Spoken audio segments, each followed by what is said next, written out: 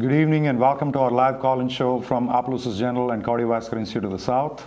This is our monthly live call-in show. We are delayed by a week or two here, but we have a special guest tonight, Dr. Nick Cavros, who is one of our new partners. He will be working in Lafayette General. I have with me my colleague and usual suspect on this show, Dr. Fernando Arzola. Welcome both of you to the show. Thanks, man. Thank you. Tonight's discussion is why and when should I see a cardiologist? Ideally, in the Cajun country, I would like to say everybody who's over 50 probably needs a cardiologist. But realistically, coming down to this discussion, I want to just start out by blurting out some statistics. Somewhere about 2,300 Americans die of cardiovascular disease every day. That translates to one death in every 28 seconds due to cardiovascular disease. Somewhere about 1 out of 6 deaths is due to a heart attack, and 1 out of 18 deaths are due to a stroke. And about 780,000 people will have a new heart attack, and somewhere about 795,000 people will have a new or a recurrent stroke. So in terms of looking at the direct and indirect costs of taking care of cardiovascular disease, in the year 2010, we are looking at $503 billion. That's a significant amount in proportion if you put it against the risk about the amount of money spent on all kinds of cancers and neoplasms. We are talking somewhere about $228 billion. So if you take it any which way, be it in terms of the total amount of burden in terms of human life or in terms of the cost of the society, cardiovascular disease comes out to be a significant winner in a negative way here, of course. And with that introduction, I just want to have some initial remarks from Dr. Cavros, who has been in the field of cardiovascular business for over 10 years, trained in Philadelphia, where I have trained as well, so we have some fond memories from Philadelphia, and then subsequently practiced in Philadelphia and North Carolina, and finally joined us here in South Louisiana. Dr. Cavros, welcome. Thank you, Cal. It never ceases to amaze me, especially when I see women patients, and the real focus is many times on breast cancer. Everybody knows about breast cancer, but they don't realize that heart disease is the leading killer among women. And I would go to conferences and I would talk to women and just have them raise their hands, and where they thought heart disease ranked, and it was always really at the bottom. The cancers that get all the, it's very important to realize that as well. But they got all the attention where heart disease really didn't, and it is the #1 killer in women.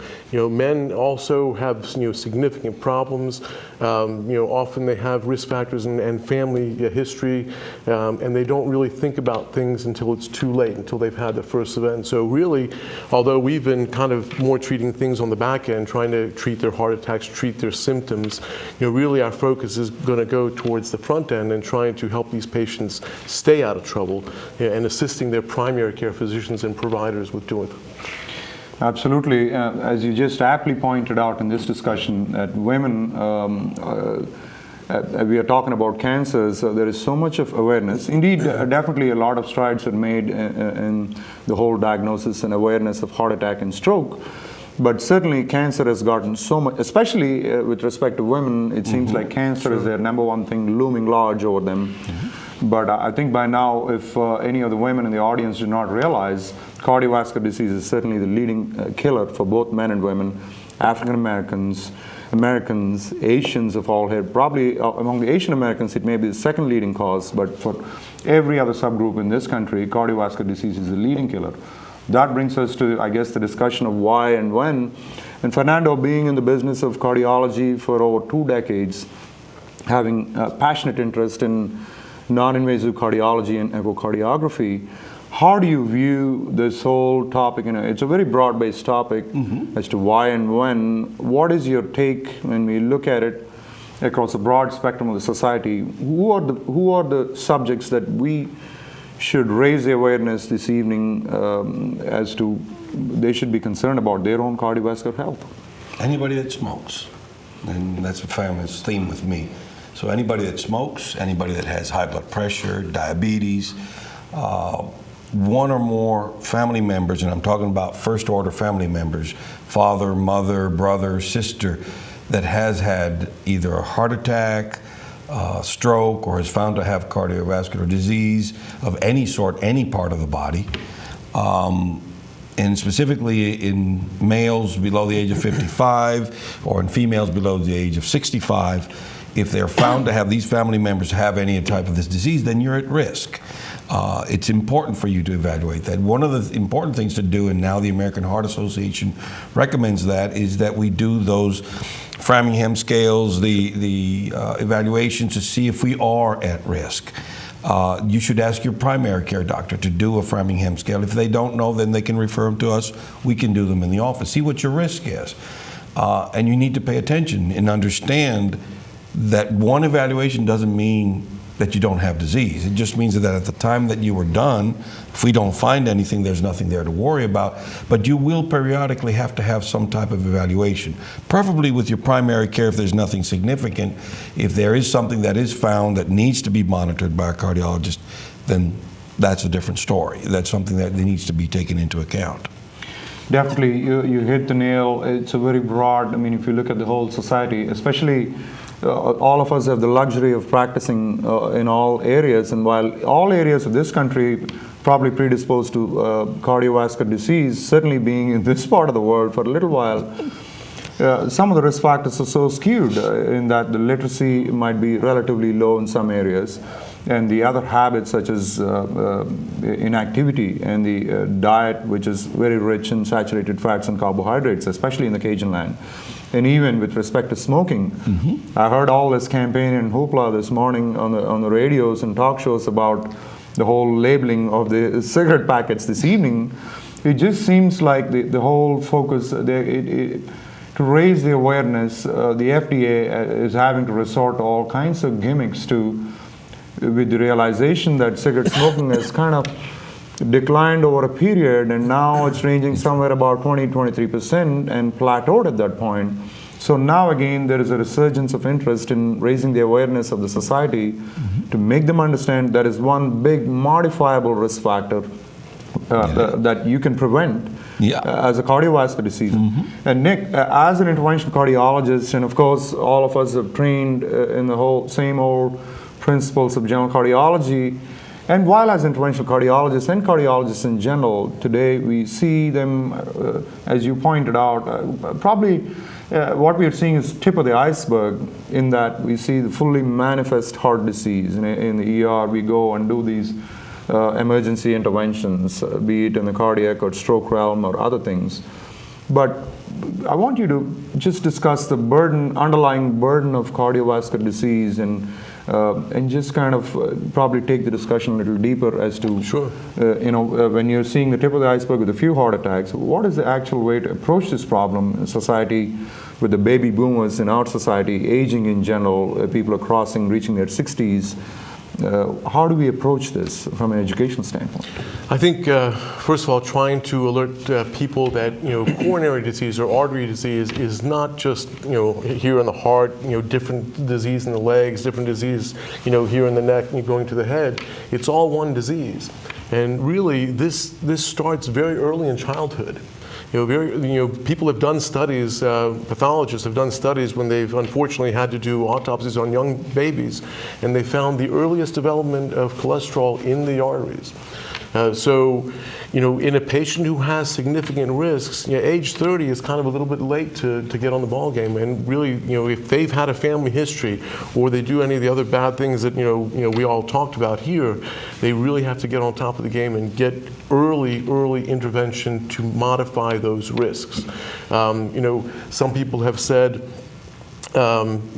diagnosing atherosclerosis or cholesterol buildup in the arteries and other vessels is important. It can be a good tool, just to tell that person, you know what, you have disease here, that means you have it everywhere.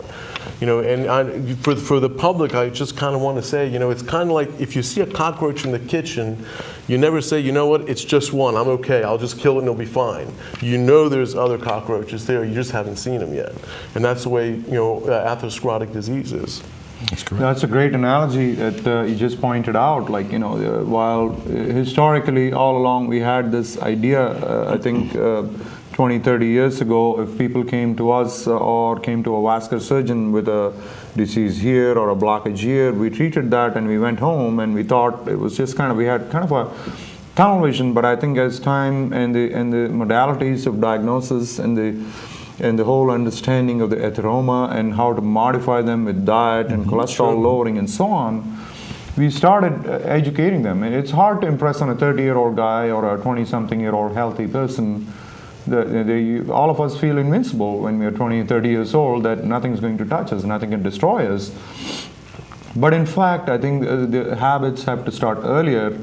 It's just a paradox that we in this country, which is endowed with all these resources and all the natural resources and all the other types of societal and financial resources, that we have to have the highest incidence of obesity among all the developed nations. Talking about the risk factors, here it starts from childhood. I mean, you look at high school level to nowadays, we hear all these campaigns talking about changing, taking out all the Coke cans and putting healthier products in the high schools and take out the pizza from the diet and talk about.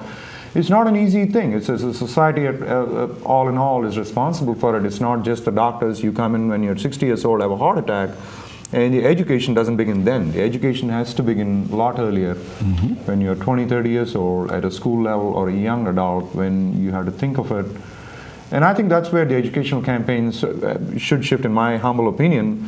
But either way, once the patient, be it with primary care physicians or with other specialist family practitioners, once they're deemed high risk for cardiovascular disease with the above mentioned risk factors, they come into us.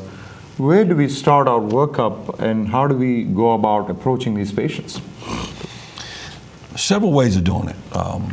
One, obviously, depends on the symptoms they present with and addressing those symptoms. Sadly, insurance companies, though we would like to do a checkup of all types and areas of the body, insurance companies limit you. I mean, if they don't have symptoms, well, you can't do a stress test, or you can't do this, or you can't do that. And though you come in for an evaluation for peripheral arterial disease, we do an ankle brachial index, we do the stress ankle brachial index, we do the arterial Doppler, we'll do the CTA to look at the peripheral arterial disease in your legs and find disease, and okay, we're going to do interventions. Is just, that if there's one cockroach, there are more cockroaches. So there's disease that's going to be probably present already in all the vessels. If we were to take the endothelium of every patient, cut up their arteries, expose the endothelium and put it on the ground, we'd probably cover a football field with this. So it's a humongous disease.